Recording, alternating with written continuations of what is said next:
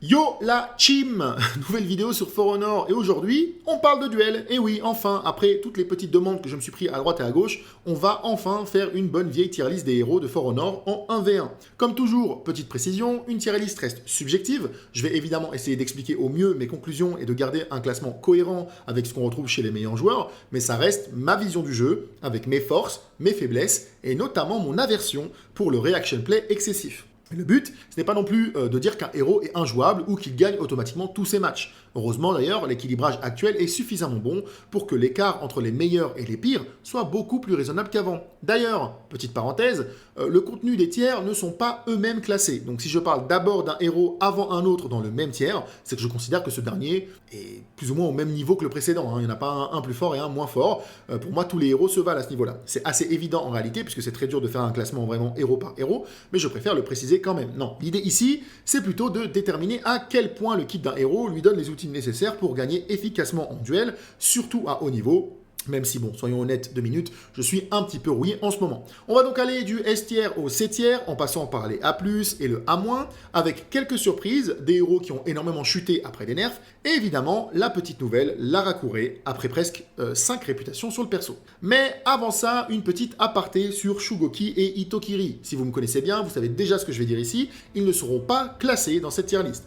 Ça va bientôt faire 4 ans que je ne joue plus contre ces deux héros, à chaque fois que j'en croise un en duel, je quitte immédiatement, ça ne m'intéresse tout simplement pas de jouer contre eux. La dernière fois, je les avais quand même classés en me basant sur l'opinion compétitive du moment. Cette fois, j'ai décidé d'être totalement honnête et fidèle à ma propre vision. En fait, mon problème avec eux, ce n'est pas qu'ils aient des mix-up impossibles à contrer, ni même que je les considère comme trop forts. C'est leur philosophie de design. Leur kit rendent l'engagement défensif disproportionnellement risqué, tout en rendant les erreurs offensives relativement peu punitives. Les lourdes à timing variable rendent déjà les parades moins fiables. Ajouter l'hyper-armure, notamment depuis le neutre, et énormément d'options défensives deviennent alors dangereuses à utiliser pour simplement interrompre ou contester leur offense. Ça crée une espèce d'asymétrie assez relou. Le joueur de Shugoki ou d'Itokiri peut souvent se tromper sans être puni très sévèrement, alors que son adversaire doit être beaucoup plus précis. Une mauvaise décision défensive peut immédiatement le remettre dans un autre mix-up ou lui faire perdre une énorme quantité de PV. Et c'est ça qui me dérange dans leur design. Ce n'est pas qu'ils soient trop forts, je pense même pas qu'ils soient particulièrement top tier, surtout pour l'Itokiri. C'est juste qu'ils ont une marge d'erreur énorme qui réduit l'impact des bonnes décisions de l'adversaire. Pour donner une analogie, c'est un peu comme jouer un tank très permissif sur League of Legends contre un AD carry ultra fragile. Le tank peut se permettre de faire quelques erreurs et de quand même survivre assez longtemps pour se rattraper, alors que l'AD carry, s'il fait le moindre erreur de positionnement, il peut perdre instantanément le fight, voire toute la game. Alors l'analogie n'est pas parfaite, mais l'idée elle est là. Certains personnages pardonnent beaucoup plus les erreurs que d'autres. Et quand tu combines cette tolérance avec une offense correcte et 140 PV, la différence de niveau entre les deux joueurs peut devenir beaucoup moins importante. Un Shugoki moins bon peut parfois voler, entre gros guillemets, une victoire à un joueur nettement meilleur, simplement parce que son kit lui permet de faire davantage d'erreurs.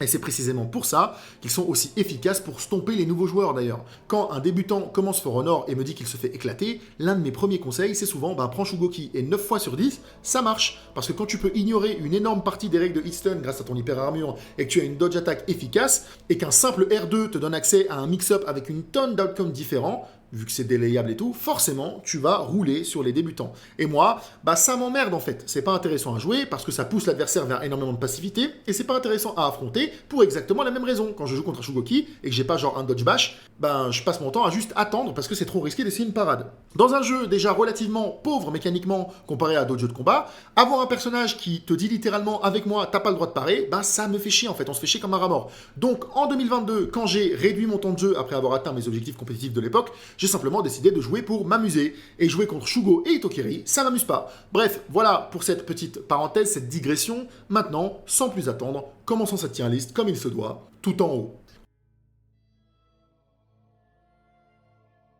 On commence avec le S tier. Ici, on retrouve les personnages qui, à mes yeux, disposent actuellement des meilleurs kits pour le 1v1. Ce sont des héros qui cumulent énormément de qualités et qui ont très peu de véritables faiblesses exploitables. Et on commence avec le Jormungandr. Alors on va faire très simple, malgré les nerfs, le perso reste complètement monstrueux en duel. Déjà, il possède une excellente pression en neutral, notamment grâce à son bash et sa heavy en forward dodge qui lui permet d'initier son offense très facilement avec de l'armure, une option de feinte et une vulnérabilité au GB très faible. Et une fois qu'il initie, le frérot est très souvent 100% frame plus, peu importe quelle option il décide d'utiliser, ce qui signifie qu'une fois qu'il a commencé à jouer, c'est extrêmement difficile de lui reprendre son tour. Et évidemment, près d'un mur, le perso devient Thanos Prime, son potentiel de dégâts explose et il peut rapidement transformer la moindre ouverture en une séquence extrêmement punitive. À ça, tu rajoutes ces bons mix-up de bash complètement irréagissables à haut niveau et d'imbloquables, son armor en neutral par le biais de ses heavy openers, sa zone qui peut enchaîner, etc., etc. Et globalement, tu obtiens un personnage qui possède un ratio risque-récompense extrêmement favorable. Et je n'ai même pas encore parlé de sa stamina, puisque le Yorm possède une réserve de 140 points de stamina, soit 20 points au-dessus de la moyenne, ce qui lui donne l'un des meilleurs ratios stamina-dégâts du jeu.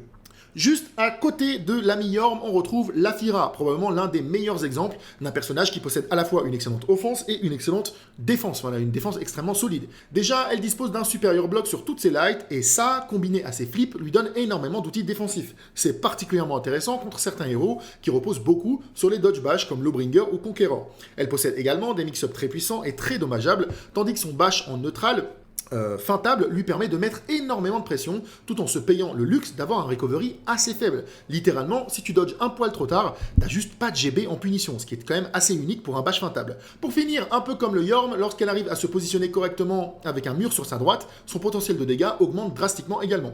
Donc voilà pour le S tier, deux personnages qui ont énormément d'outils, énormément de pression et surtout très peu de situations où ils se retrouvent réellement démunis. Mais juste en dessous, on a encore une sacrée brochette de monstres. Le A+ tiers, pour moi, c'est vraiment le niveau des personnages qui sont aux portes du S, juste en dessous du S. Ils ont suffisamment de qualité pour être extrêmement dominants en duel, mais il leur manque généralement quelque chose, un petit quelque chose, pour atteindre le niveau des deux personnages précédents. Et on commence avec la Spadassin. La boucle possède une pression complètement folle dès lors que l'adversaire saigne. À partir de là, elle bénéficie d'un avantage de frame quasi permanent, ce qui lui permet de maintenir son tour extrêmement facilement. De plus, ses dégâts sont globalement très élevés, surtout pour un assassin rapide et toujours en frame plus. Elle survole globalement la courbe des dégâts moyens avec des gros 26 de dégâts sur ses lourds openers et 33 sur ses finishers. Le tout dans un kit avec un combo light en 400 ms, une soft feint en top light en 400 ms, toutes ses lights améliorées si tu saignes, toutes ses lourdes imbloquables si tu saignes et des soft feints en GB sur toutes ses lourdes. Autant dire que dès que la meuf rentre un petit peu trop dans ta tête, ta barre de vie peut fondre à une vitesse ahurissante sans que tu aies le temps de respirer. Son seul réel défaut, c'est ses 120 HP. Ensuite, Centurion et son jab toujours super fort. Ses mix-ups sont à peine punissables, tout en restant extrêmement efficaces, notamment grâce à des excellentes fenêtres de feinte et aux interactions qui lui sont parfois particulièrement favorables, selon le hitstun, te forçant parfois à punir un bash délayable et feintable par une pauvre dodge attack. Son offense est également très sûre en dehors de son jab, notamment grâce à ses heavy à timing variable et sa capacité à continuer d'enchaîner, même après avoir whiff son kick. Enfin, à cela, tu ajoutes de bons dégâts, des soft feintes en GB depuis pratiquement toutes ses lourdes et de l'imbloquable en prime. Une inexplicable réserve de 160 de stamina, voilà, on ne sait pas pourquoi, c'est le héros qui a le plus de stamina du jeu, et tu obtiens un héros aux portes du S tier, dont le seul réel défaut sont ses 120 HP.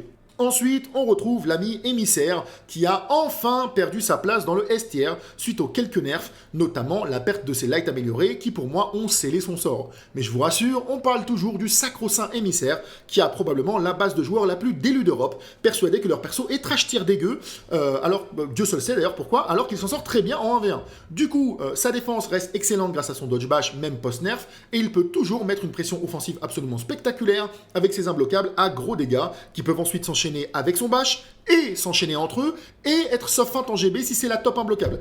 Excusez du peu, lol. Et en prime, il a également toujours ses 140 HP, ce qui est évidemment très appréciable. Héros suivant, Shaolin, également extrêmement solide. Il possède des chain light à 400 ms, de solides dégâts sur son vortex avec un très bon frame advantage. Son neutral est également excellent grâce à son heavy en forward dodge feintable qui mix up avec son bash et grâce à sa top light améliorée. Donc sa top light vers le haut, elle ne rebondit pas sur votre blocage. De plus, défensivement, il dispose aussi de deflect et de ses lights avec supérieur bloc. Ces dernières, bien qu'assez anecdotiques en situation réelle, infligent tout de même un respectable 22 de dégâts.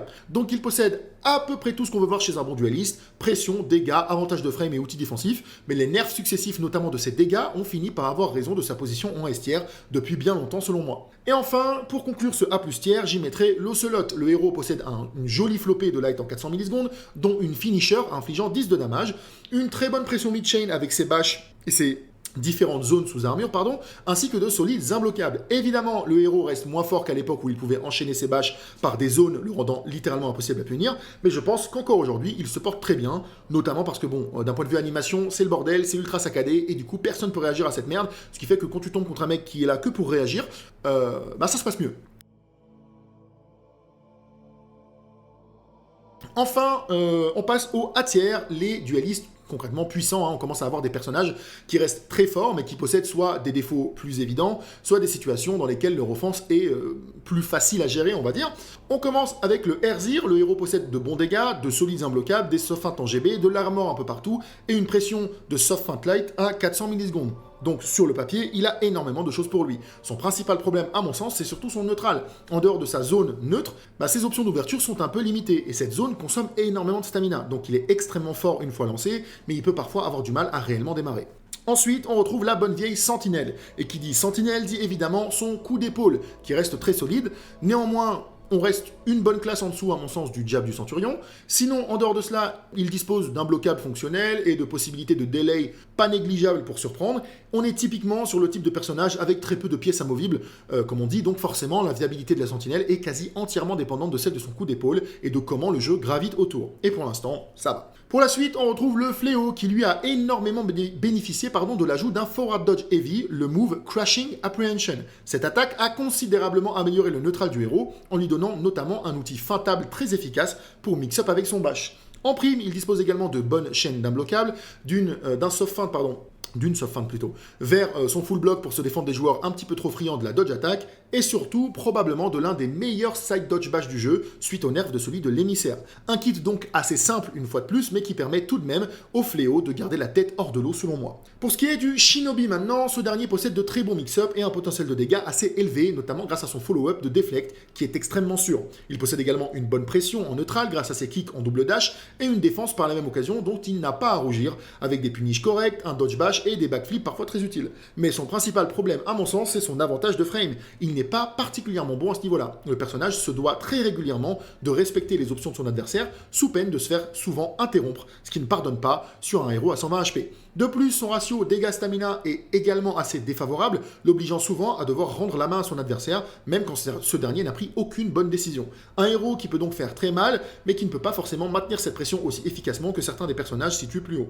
Ensuite, on retrouve le Gladiateur, qui est un cas assez particulier. Il possède une offense en chaîne très correcte, grâce à son embrochage enfin devenu irréagissable, et son plan-pied. Mais à très haut niveau, son neutral est assez médiocre, de par sa globale réactabilité. Il n'a pas réellement d'outils pensés comme un véritable opener, en fait. Ce qui en fait, du coup, un cas un peu particulier, puisque dès lors que tu ne réagis pas suffisamment vite, il peut rapidement devenir complètement étouffant. Pourquoi ? Parce qu'il a énormément d'options tout droit sorties du neutral, notamment sa zone et son plan-pied, qui sont deux bâches en neutral qui ne se punissent pas de la même façon. D'ailleurs, sa zone reste étonnamment difficile à punir de manière fiable dans certaines situations. D'un point de vue défensif, il est également très solide puisqu'il possède deux dodge attaques qui ne sont pas punis de la même manière, nécessitant une fois de plus une réaction correcte pour le punir, du moins si l'on ne souhaite pas devoir faire un double read. Assez marrant d'ailleurs de voir plein de gens essayer d'expliquer que l'ancienne version du Juren possédait une dodge attack nécessitant de faire un double read, alors que c'était objectivement faux, alors que là, quand c'est réellement le cas, si tu n'arrives pas à réagir, en tout cas, bizarrement, il n'y a aucun souci.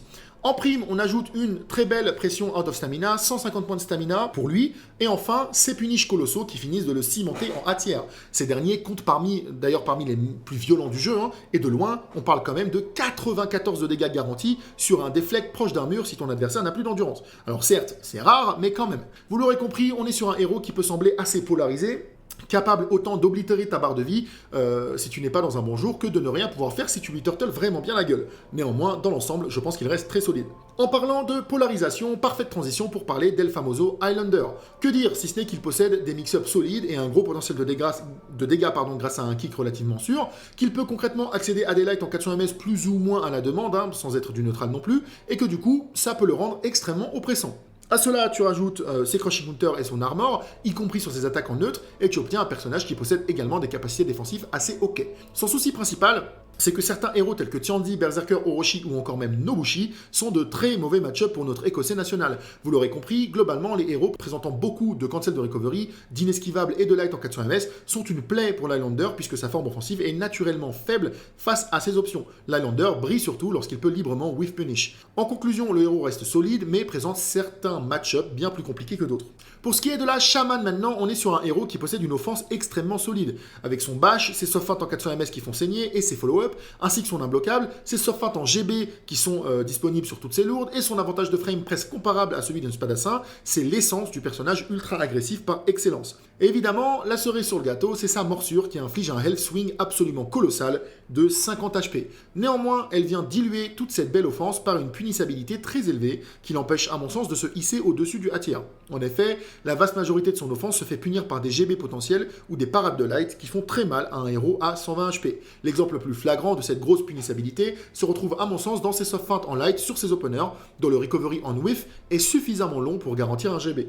Ensuite, on retrouve le Jangjun, à la fois très évasif par le biais de longues iframes sur sa dodge attack, il possède aussi 140 HP, de bons mix-up imbloquables et une pression en neutre correcte grâce à son forward dodge et ses heavy openers qui disposent également d'armure. En revanche, sa faiblesse principale est la très concrète absence dans son kit d'une dodge attack stuffant les GB, le rendant globalement vulnérable, plus vulnérable que la moyenne à la bash-based offense comme on dit. Pour ce qui est de l'Aramusha maintenant, il possède une ouverture correcte grâce à Ring the Bell et est pratiquement immunisé au dodge attack durant son offense, ce qui permet à ses feintes to GB de fonctionner beaucoup plus régulièrement. Il possède également des mix-up avec heavy imbloquable combinés à des light à 400 ms qui peuvent parfois être inesquivables. Rien d'extravagant en soi, mais ça fait largement le taf.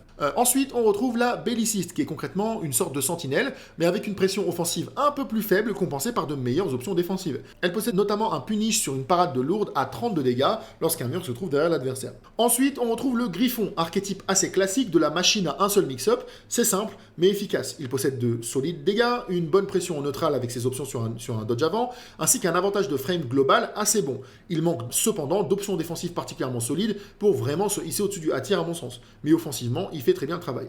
Ensuite, on a le Tiandi qui était auparavant en S, il descend à mon sens lourdement après le nerf qui a rendu tous ses bashs beaucoup plus facilement punissables. Ça ne l'empêche absolument pas de rester très solide cependant. Il possède de très bons mix-up de bash, une pression énorme grâce à ses dodge recovery cancel sur pratiquement tout son kit, des lights à 400 millisecondes et une excellente défense grâce à ses dragon dodge et ses crushing counter. Donc même nerfé, le Tiandi reste clairement un très bon dueliste. Ensuite, Garde Vareg, c'est assez simple, hein, une défense complètement ridicule, combinée à un mix-up offensif simple mais efficace. Le problème, c'est que c'est incroyablement chiant, mais c'est fort. Ensuite, on retrouve la Pirate qui, comme son comparse le Tiandi, a bien chuté du S tier depuis le nerf violent de ses recovery cancel. Elle a pris super cher. Fort heureusement, ses imbloquables ne sont pas redevenus réagissables pour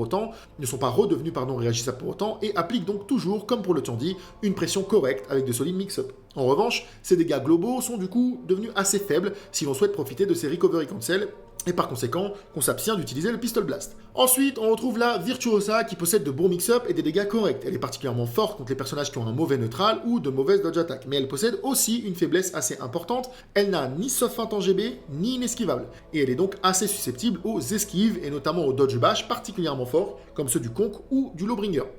Et enfin, on termine ce A tier avec le Juren. Lui aussi redescend malheureusement d'un cran puisqu'il passe de A+ à A après son dernier nerf honteux qui a détruit une part de son identité. Sa light en neutre maintenue est devenue littéralement inutile et sa dodge attack maintenue aussi. Mais en dehors de ça, il reste très fort. Il conserve une bonne offense grâce à ses imbloquables et à son combo bash, un bon avantage de frame global, un neutral solide grâce à ses options en forward dodge, de l'armor utile et des heavy neutres maintenus qui lui permettent de prendre efficacement des trades. Il possède également un très bon parry punish lorsqu'un mur se trouve derrière l'adversaire, et évidemment 140 HP, ce qui n'est jamais une mauvaise chose.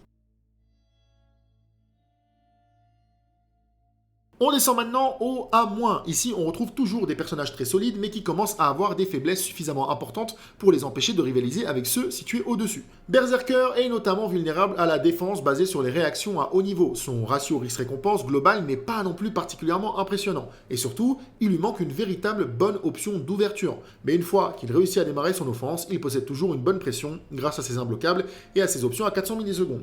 Le Sohei maintenant est meilleur qu'avant son rework, mais il reste assez polarisé. Il est notamment beaucoup plus fort contre les personnages qui sont particulièrement vulnérables au GB répété, alors qu'il souffrira bien plus contre de bonnes turtles. En dehors de ça, il reste parfaitement correct, ses imbloquables sont bonnes, sa zone avec armor lui donne une pression correcte, et puis son fameux Senkai reste pratiquement un one-shot 90% du temps. Et encore une fois, 140 HP. Maintenant, on retrouve un personnage un peu spécial puisque la Nuxia est extrêmement forte dans l'ensemble. À vrai dire, elle mériterait facilement d'être placée dans l'un des 2 tiers au-dessus. Mais elle possède une faiblesse spécifique, enfin assez spécifique, que personnellement je déteste de toute mon âme et c'est uniquement à cause de ça que je la passe aussi bas. Mon problème, c'est que la Nuxia ne possède aucun recovery cancel en esquive après un trap raté. Du coup, si tu décides de trap au moment où ton adversaire part lui sur une parade de light, tu vas te retrouver à te bouffer une lourde en pleine gueule alors que le mec en face n'a littéralement pas fait exprès. Et moi ça m'agace de fou malade. Je préférerais très largement voir les dégâts des traps ou des lourdes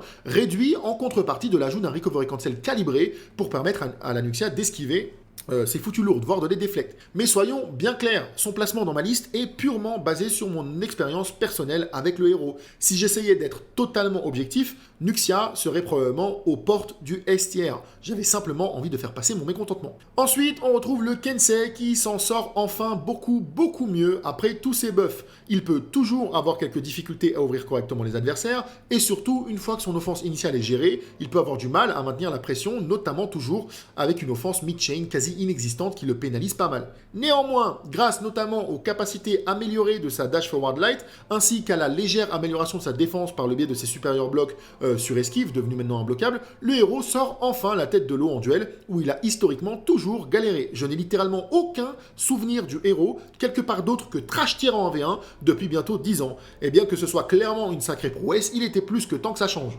Ensuite, on retrouve le Zanhu qui possède de bons mix-up imbloquables. Le souci est que ses timings de recovery cancel sont trop lents et ses chain link aussi, ce qui vient pas mal limiter sa pression offensive en abandonnant notamment beaucoup de frame advantage un peu gratuitement. De plus, le bash sur dash avant, bien que fonctionnel, est étrangement détaché de son option inesquivable qui, elle, est sur son attaque de zone depuis le neutral.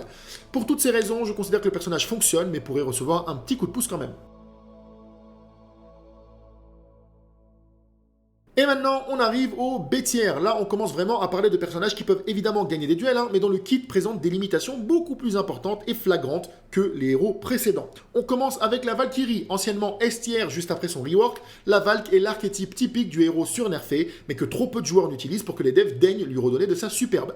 Le principal problème de la Valkyrie, celui dont en général tout le monde se rend compte assez vite, c'est qu'elle n'a pas d'inesquivable permettant de créer un véritable mix-up avec son sweep. Et en prime, suite à ses nerfs, elle ne peut pas non plus enchaîner après un bash qui rate, un bash whiff, un bash dans le vide, détruisant totalement l'idée de gameplay initiale de son rework. Et oui, le Juren n'est malheureusement pas le premier à souffrir de devs incompétents qui ploient les chines face aux plaintes. À l'origine, l'idée du rework de la Valkyrie était de lui offrir une offense qui passait obligatoirement par une phase de posture risquée. En effet, durant chaque attaque lourde, elle devait nécessairement entrer un instant en full guard pour pouvoir mettre la pression avec son bash. Et derrière, lorsque le bash ne touchait pas, elle pouvait continuer de taper et donc maintenir sa pression. L'idée, c'était que si l'on souhaitait punir lourdement une Valkyrie, on se devait de faire un hard read en lançant un brise-garde pendant ses attaques lourdes, en supposant qu'elle s'apprêtait à rentrer en posture. On prenait donc le risque de se prendre une lourde en pleine gueule en cas de mauvais read. A l'inverse, si l'on ne souhaitait pas prendre ce risque, on pouvait attendre de voir la Valkyrie entrer en posture avant de décider de bouger ou non. Auquel cas, on ne risquait plus de lourde en pleine face, mais on ne pouvait à présent punir son bash que par une simple dodge attack, donc beaucoup moins récompensant qu'un brise-garde. Un concept donc simple et surtout élégant, gros risque pour grosse récompense ou petit risque pour petite récompense. Malheureusement, les nerfs ont eu raison de l'option de follow-up post-bash de la Valkyrie, en rendant dès lors le bash punissable d'un brise-garde si jamais vous l'esquivez, faisant ainsi s'écrouler au passage tout le concept initial du héros. Puisque à quoi bon prendre le risque de GB au milieu d'une lourde si de toute façon on pourra GB après avoir esquivé un bash. Bref, résultat, son offense en souffre énormément et le concept initial du rework aussi. Ensuite, inverse complet de la Valkyrie, on retrouve le héros le plus joué du jeu, j'ai nommé le fameux Orochi. Le héros possède un mix-up en forward dodge assez médiocre qui, malgré ses 120 HP, n'obtient même pas 100% d'avantage de frame en toutes circonstances et est à la limite du réagissable contre certains top players. Et en dehors de ça, son offense finit essentiellement par se résumer à un seul mix-up imbloquable vers le haut. Voilà, une imbloquable tout à fait banale, ce qui est assez limité. Et malheureusement, For Honor étant toujours incapable de proposer un équilibrage séparé entre le 1v1 et le 4v4, le héros ne se fait non seulement pas buff, mais il se fait carrément nerf indirectement dans une optique de nerf 4v4. Transition donc parfaite pour parler ensuite du Kyoshin qui souffre également de cet état de fait. Son kit ultra défensif ne fait malheureusement pas le poids en en 1v1, et chaque partie jouée sur le personnage te fait ressentir à quel point l'optique d'équilibrage 4v4 du héros pèse sur ses options en 1v1. Un neutral faiblard avec un kick sur dash avant, sans réelle option supplémentaire solide, un seul pauvre et banal mix-up bash inesquivable en guise de mid-chain pressure, et une pauvre imbloquable à 25 de dégâts. Mais surtout, une sustain offense ridicule, complètement retenue par une stance qui est clairement pensée comme un outil de 4v4. Aucune option vraiment rapide ne sort de la stance, on y retrouve une light à 500 ms et une autre à 600 ms, ce qui rend l'option de recovery cancel via la stance du Kyoshin bien moins oppressante qu'elle pourrait réellement l'être. Et la cerise sur le tas de caca, c'est que même si tu touches avec une option de ta stance, spoiler, tu termines tes Fujin Cuts en étant frame négatif. Je répète, tu lances une pauvre lourde imbloquable qui deal au maximum 25 de dégâts en 1v1, et après ça, ce n'est plus à ton tour de jouer. La vaste blague, dans un jeu qui, je le rappelle, propose aussi l'émissaire, qui lui peut t'enchaîner ta grande race avec des imbloquables sur imbloquables à 31 de dégâts.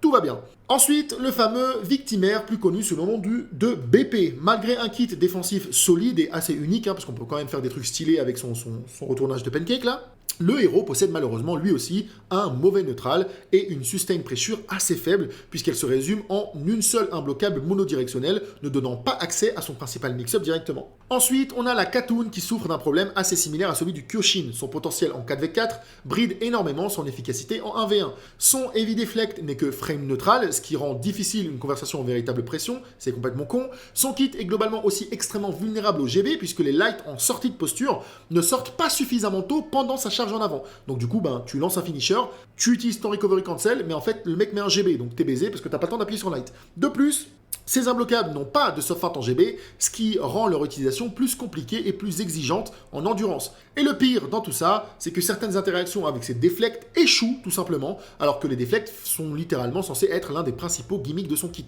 Donc voilà, tu déflectes un personnage qui a 400 millisecondes de follow-up, il t'interrompt, tu déflectes avec un mec avec de l'armure, c'est nul, il y a plein de soucis comme ça, et c'est vraiment problématique. Par exemple, deflect into kick, si le mec a un cancel de recovery en esquive, il peut esquiver le kick, puisque voilà, le kick il a été rajouté après coup, et du coup ils n'ont pas réfléchi au fait qu'il faut rendre le truc inesquivable, bref c'est complètement con, donc forcément ça n'aide pas. Et maintenant, on arrive enfin à l'Arakure, qui est évidemment le personnage qui nous intéresse le plus, enfin en tout cas, je pense qu'il vous intéresse le plus ici, de par sa relative nouveauté au sein du roster.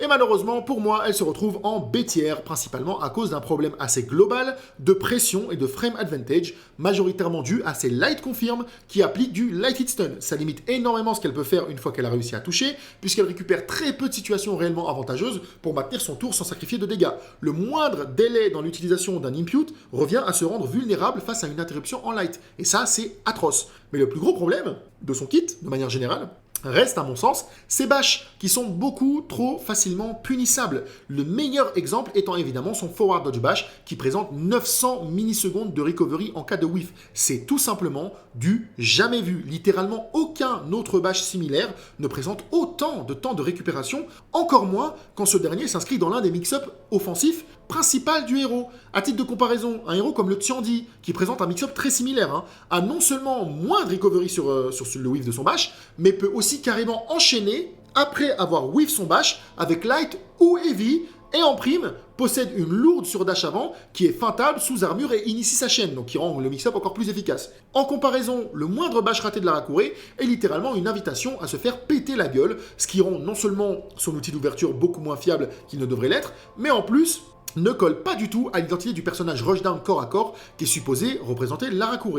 Et ça, c'est sans parler du fait qu'en prime, une vulnérabilité si élevée invite ses adversaires à très peu utiliser de dodge attack, rendant de ce fait l'armure du héros quasi anecdotique, alors que celle-ci même est rattachée à sa mécanique unique de gestion de ressources, dont la valeur devient par conséquent, elle aussi quasi anecdotique en 1v1. Bah ouais mon pote, c'est bien mignon de me donner une strike meter, une barre où plus je te tape, plus je me charge. Sauf que si ce que tu me donnes dès que je me charge c'est de l'armure, il faut que je puisse utiliser mon armure de manière pertinente. Là, jamais. Ça m'est littéralement arrivé 2 fois en 5 réputations, genre. Ça n'a aucun sens. Et évidemment, une fois de plus, en cerise sur le tas de caca, exactement comme le Kyoshin, le fameux héros super agressif pied-point de For Honor est frame négatif sur son enchaînement de coups de poing spectaculaire. Génial. Donc voilà. Comme à chaque fois, dès qu'il y a une attaque qui est un pinning move, c'est-à-dire lorsqu'il vous laisse sur place pendant suffisamment longtemps, les développeurs ont besoin d'équilibrer ça pour le 4v4. Hein, ils ont peur, ils sont en mode, on va pas te donner encore plus de pression parce que on veut qu'en 4v4, les mecs puissent survivre. Ce qui fait que du coup, en 1v1, je te mets un coup, tu t'es raté, hein, tu te prends le coup dans la gueule, mais derrière, c'est pas à moi de jouer. Et encore une fois, le coup fait mal, hein, en plus ça fait genre 19 ou 17, un truc du style, le bash de la Rakure. Mais voilà, je ne peux pas te taper après, parce que voilà, c'est un pinning move, donc le jeu part du fait que si en 4v4 je faisais ça, tu pourrais te prendre une lourde d'un de mes potes. Sauf qu'en fait, là, je suis pas en 4v4, frérot. Et du coup, c'est chiant, hein, c'est méga relou, parce que du coup, encore une fois, il y a des personnages genre émissaires qui font un bloquable sur un bloquable sur un bloquable, et lui il s'en fout parce que c'est pas un pinning move, et du coup il conserve sa pression. Bref, la Rakure n'est évidemment pas dépourvue de qualité pour autant, son mix-up entre bash et inesquivable en réalité il est plutôt correct, et il devient même réellement dangereux lorsqu'un mur se trouve à proximité, puisqu'elle peut alors convertir ses ouvertures en dégâts bien plus importants, et surtout conserver son frame advantage. Le problème, c'est que ses qualités ne compensent pas vraiment la faiblesse de son neutral, et surtout sa difficulté à conserver son tour une fois qu'elle a réussi à ouvrir l'adversaire, notamment l'absence de mur.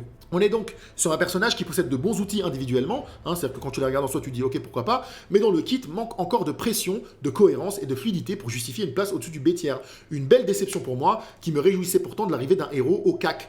Mes craintes ont été malheureusement confirmées, voilà, et comme d'habitude d'ailleurs, la fameuse règle tacite de la communauté de For Honor, là, elle aussi était. Quand un personnage est mauvais, soudainement, on voit la majorité des joueurs très moyens être contents du nouveau héros. Voilà. La vibe globale que j'ai reçue de la part de Reddit et de Facebook suite à la sortie du nouveau héros, c'est que globalement les gens sont contents. Voilà. Quand un personnage est fort et viable, ça chouine, et quand un personnage il est faible et sous-performe, qu'il a besoin de buff, ça applaudit. Voilà. Donc comme d'habitude, c'est la classique For Honor. Espérons simplement qu'Ubisoft daigne la buffer suffisamment pour qu'elle atteigne le potentiel qu'elle pourrait avoir. Et enfin, on arrive au 7e. Ici, on retrouve les personnages qui, à mes yeux, souffrent de limitations beaucoup trop importantes pour être considérés comme de bons dualistes au niveau actuel du jeu. Pour commencer, le Jarl, donc Warlord en anglais, c'est assez simple. Hein, en dehors d'un headbutt très basique, il n'offre quasiment rien de vraiment intéressant. Il peut générer énormément d'avantages de frame et créer une pression importante, mais il n'a pratiquement aucun véritable mix-up qui est rattaché à cette pression. Donc son offense reste extrêmement simple à lire et à arrêter, globalement. Nobushi, Nobushi c'est encore plus simple, hein. La ref ça fait 9 ans qu'elle n'a pas bougé.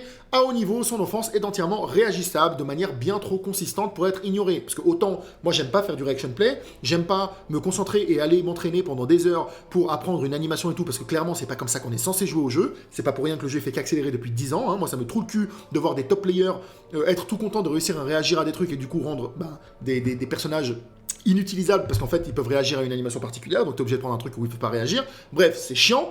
Et ça me trouve le cul de voir que le jeu, ça fait 10 ans qu'il passe son temps à s'améliorer, enfin à s'accélérer pour empêcher ce genre de façon de jouer. Et malheureusement, voilà, il y a des gens qui continuent d'essayer. Mais pour le cas de la Nobushi, en fait, il n'y a pas besoin de se concentrer. En fait, il n'y a pas besoin d'aller en entraînement, il n'y a pas besoin de réagir à une animation. Tu peux littéralement tout faire à l'indicateur. Et c'est trop faible, hein, comme d'habitude, comme d'hab, hein, Nobushi c'est très fort en 4v4, du coup ça reste pisselot en 1v1 depuis 10 ans, frérot. Enfin, en gros, elle a été broken à la sortie avec son unlock à la zone, et ensuite, fin. Genre, il n'y avait pas de... Le perso, une fois qu'il avait plus son unlock à la zone, c'était finito. Ça fait 7 ans que le perso pue la merde, on se fait chier. Évidemment, donc si ton offense est entièrement réagissable pour l'adversaire, il te reste plus grand chose à part ta défense. Bon, heureusement pour elle, elle possède au moins ça, hein, elle a une double esquive avec son voilà, mais c'est vraiment pas grand chose quoi. Et enfin, on retrouve le Medjay. Son principal problème, c'est qu'il manque tout simplement de dégâts dans l'ensemble. Et aussi, je vais être honnête, hein, vu qu'on en voit genre 1 sur 10 000 matchs, bon, c'est dur de me faire un vrai avis sur le Medjay. Je suppose du coup qu'il est nul, hein, parce que quand je tombe contre eux, ils sont nuls. Et au plus haut niveau, franchement, je pense également que ces imbloquables sont réagissables limite, hein, parce que, je sais pas, en tout cas, je l'ai essayé de le jouer un petit peu, j'ai l'impression que mes imbloquables touchent jamais, mais peut-être je suis fou.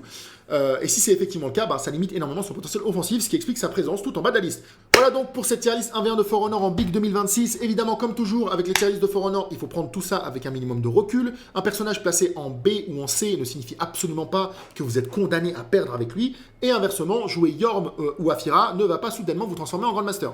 En attendant, dites-moi dans les commentaires où vous placeriez chaque personnage, et surtout si vous êtes d'accord ou pas avec les placements les plus controversés. Sur ce, merci d'avoir regardé, prenez soin de vous, et on se retrouve très vite pour une prochaine vidéo. Je suis fait dans ma bulle toute la semaine. Plus tard je veux faire des sous comme Pelé. Elle me dit je vais t'écouter le soir sur CD. Si ça rapporte tu le sais on le fait.